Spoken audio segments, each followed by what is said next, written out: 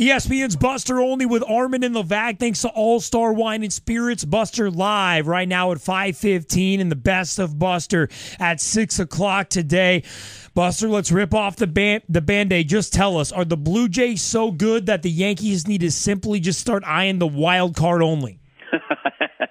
No, I wouldn't go that far. Now, they are good. I tweeted out last night during their obliteration of Oakland that watching that game seemed like it was like watching 12 rounds of vintage George Foreman against Woody Allen, okay, in a boxing ring someplace. That's how good the Jays are going right now. And they do look like baseball's most complete team. And, you know, the fact that they were able to make up so much ground in such a short period of time, a lot of that is on the Yankees offense, but most of it is because the Blue Jays are playing so great. You know, you got a David Price at the front of your rotation. You got a rotation looks very different when you actually have a legitimate number one. And you've got, some improvements in the bullpen. You got Troy Tulowitzki in the lineup. You've got Josh Donaldson going off. They're, without a doubt, they're a dangerous team. I did SportsCenter the other day, and they were giving me the pick, and I always feel fraudulent when they do that because I'm like, I picked the Orioles before the season started, but how could you not pick the Jays based on where we are right now? And sorry about that, Levack. Yeah, it's a little hurtful, but I still love you. Well, I mean, this weekend the matchup is gigantic. Yankees go to Toronto. What kind of an impact is Toronto's home crowd going to have on this series? Oh, boy, it could be huge. And I, wrote my piece today about the impact that we've seen in recent years with these teams that haven't been in the postseason in a long time and how the fans respond. It really started, I thought, in Milwaukee in 2008 when they got CC Sabathia and their crowds are going nuts down the stretch. And then we saw it a couple of years ago in Pittsburgh with a blackout, everyone wearing black shirts. Booing Johnny Cueto off the mound or Cuetoing him off the mound. And last year, the Kansas City Royals, and now you got the Blue Jays fans who are into it. They've already sold out all three of those games. They had over 40,000 people there last night. This is a team, fan base, waiting 22 years, a country waiting 22 years to get into the postseason, and they're responding with a lot of excitement. Buster Olney, thanks to All-Star Wine and Spirits and Latham Farms. And Buster, what should we be more concerned about with the Yankees? Their pitching, or their starters not making it past the sixth inning and burning the bullpen, or just how terrible the batting is right now? The batting.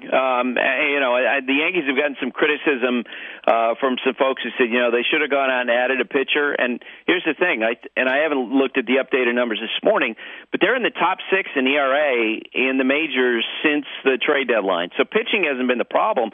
The offense has been a disaster. And I don't know what's going on with Jacoby Ellsbury, and I'm not a scout, but I watch him bat, and his bat just looks so slow to me.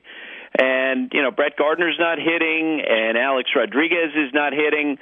They got to get it going somehow. And those two guys, we talked about them early in the year at the top of the lineup, is being responsible early in the season for the Yankees playing above expectations. And now, to me, they're the reason why the Yankees, a big reason why the Yankees have essentially given this lead back. I've been calling him Jacoby Failsbury, by the way. You can use that if you need to, Buster.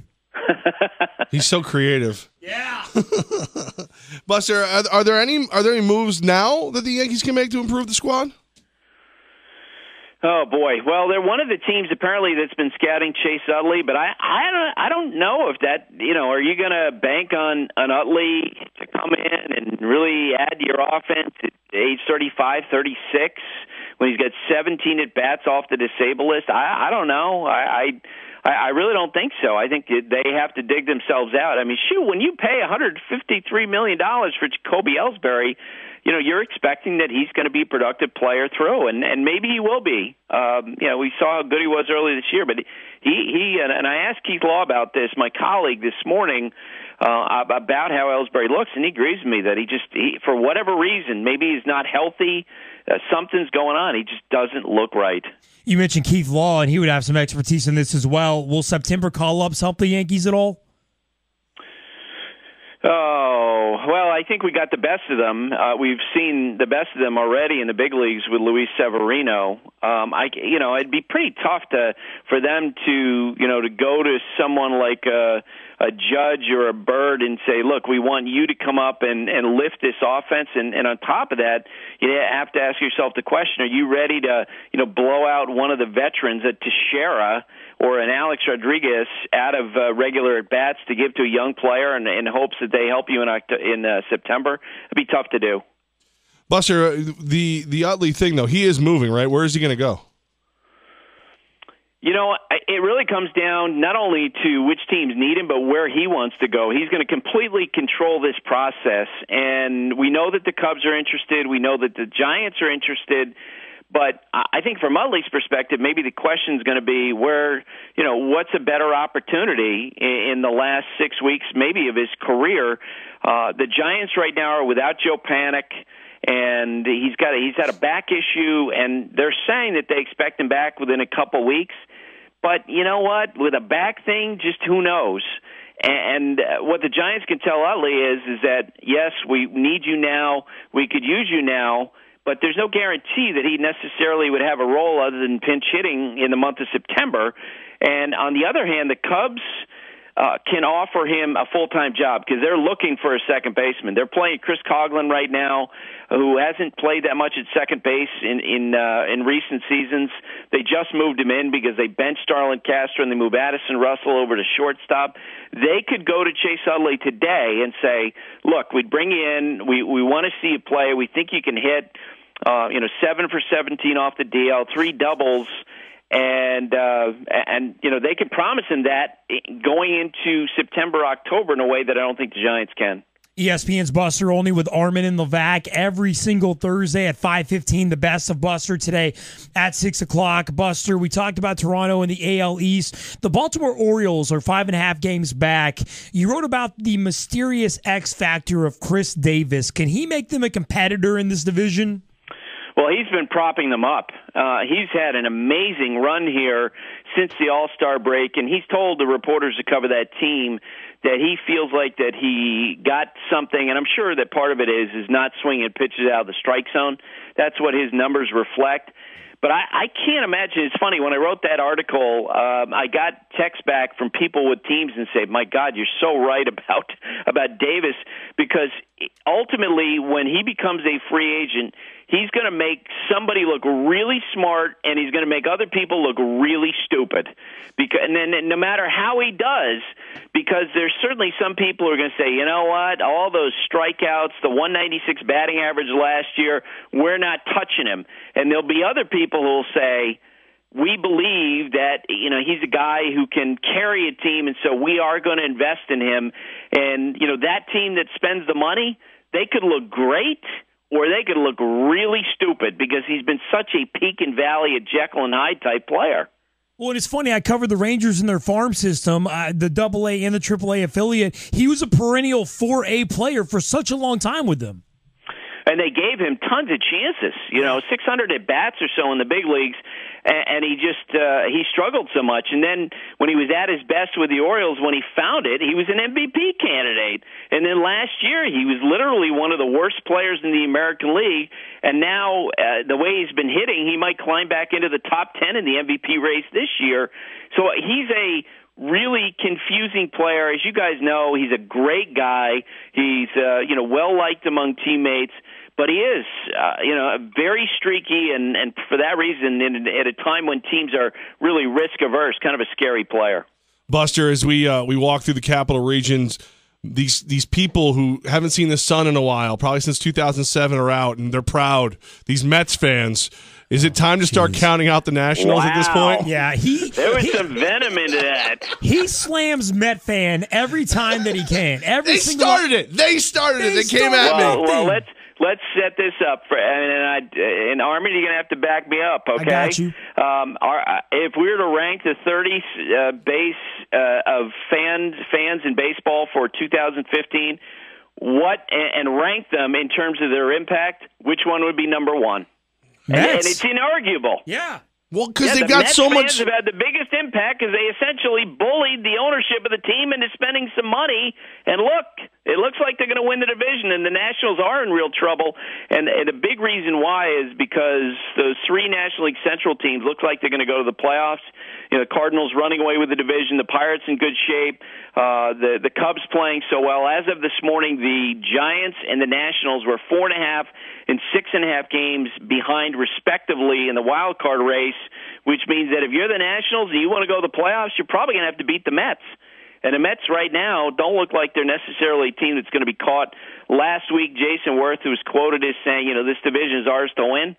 Well, Jason Worth is a terrific guy and a great competitor, and he's dead wrong. It's the Mets division to win now with their lead and how they're playing. ESPN's Buster Olney with Armen and Levack. Thanks to All-Star Wine and Spirits. Jacob deGrom last night was dominant. Carlos Gonzalez says that he's the best pitcher in the game. Is Jacob deGrom and his big poofy hair the ace in the postseason for the Mets?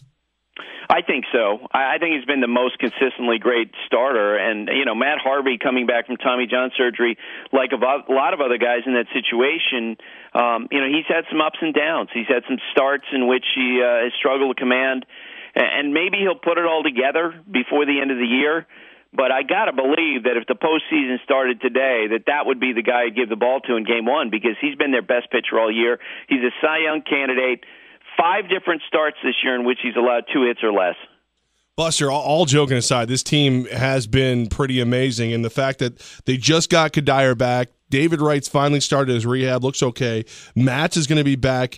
Could they get even better with just what they've got coming back? I think that you can reasonably expect that with Matz coming back.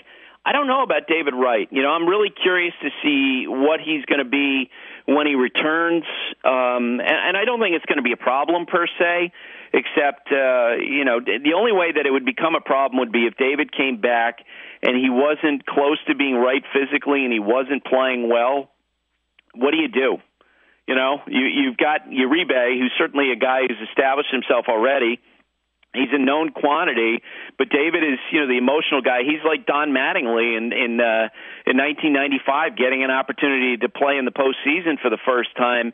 And David's going to want to be involved. And if he's not playing well, it's going to potentially be a difficult decision for Terry Collins. I think with Michael Kadire, what you have is what you get right now with him having the knee issue. You mentioned the importance of Steven Matz. The Mets starting pitchers are all going to hit their season high, their career high in the season of innings pitched by the end of August. Is this more of a concern? Should we be talking about this more than we are right now? Is this a big concern? Yes and no. I know I've had that conversation with Terry Collins about the innings limits, and I do think at some point, you'll see them make adjustments with their starting pitchers. But Matz is talented enough. It's not like you're talking about a big drop-off. So I think as long as he's okay physically, it's something that they'll deal with and that they've been planning for. Here's the other thing, too, and I don't know this for sure. I don't think you're going to see a situation where Sandy Alderson's going to stand in front of banker microphones and say, you know what, just like with Steven Strasburg, sorry, we know we're close, but we're going to stick with those innings limits, and we're going to pull back the reins on our best starting pitchers. I don't think that's going to happen. I think that those inning limits for the Mets are flexible, and they'll make the adjustments as they see fit. Buster, one of the stories dominating New York media right now, Geno Smith getting punched and jaw broken by a teammate. So we're racking our brains trying to think, have you ever seen anything like this in baseball where the tempers flare inside of a team and this kind of thing happens in baseball? Oh, yeah. And the first example comes to mind was former Yankee manager Billy Martin when he was managing, and I'm going to get some of the details of this wrong, just ahead of time, but I'm pretty sure that in 1969, when he was managing the Minnesota Twins, he was in a bar, and he got into it with a couple of the pitchers and basically pummeled them, broke the jaw of Dick Boswell, who was one of his best pitchers, and Boswell, despite being injured, he wound up essentially not missing much in the rotation, and I think he won 20 games that year or more. So you've had definitely situations like that, and on the field stuff, in terms of a fight, yesterday was the anniversary. 2 days ago was the anniversary of the worst series of on the field fights in the history of baseball. San Diego and Atlanta. First inning, Pascual Perez in 1984 hit Allen Wiggins to lead off the game, and the rest of the game, the Braves devoted themselves. The Padres devoted themselves to retaliation, and there were like 4 or 5 different fights in that game. And if you haven't seen it and you're not aware of it, I would say look it up on YouTube, because the video is ridiculous. It ended with fans coming out of the stands, dumping beer on players, shirtless Padres screaming at fans, confronting them in the stands. It was wild. Wow. ESPN's Buster Olney thanks to All-Star Wine and Spirits. It's our favorite part of every week. And Buster, next week, as you do annually, you're going to take a few days for some R&R. It's well-deserved. I want to let you know we'll miss you. And people ask me all the time what Buster Olney does on vacation. And I say, of course, he goes on a baseball stadium tour, checks out doubleheaders, gets as much baseball as he can every single day. Is that accurate? Well, because I've been calling my podcast producer, Josh Macri, a slacker for taking 2 vacations earlier this year, the official word is that I'm going on a scouting trip looking for players up in Lake George. Perfect. Oddly enough, I might be up there for some of your vacation. I may owe you a beverage or 2, sir. Don't be there creepy. You go. I'm not. Well, no, I'm up there already. What do you want from me? I just want to make sure Lock you're not Bay, creeping. buddy. All right. Okay. Cool. And trust me, there's a lot of things people to be creepy about up in Lake George, Lock Bay. Buster, I love you, but they look better than you do in a bikini. I'm pretty sure. Well, I'm sure they do. Buster, look, good luck scouting those prospects in Lake George. I hear they're really good this time of year. So have a good week, and we'll talk to you in 2, and we always enjoy it. Take care. Have a good one. Thanks, guys.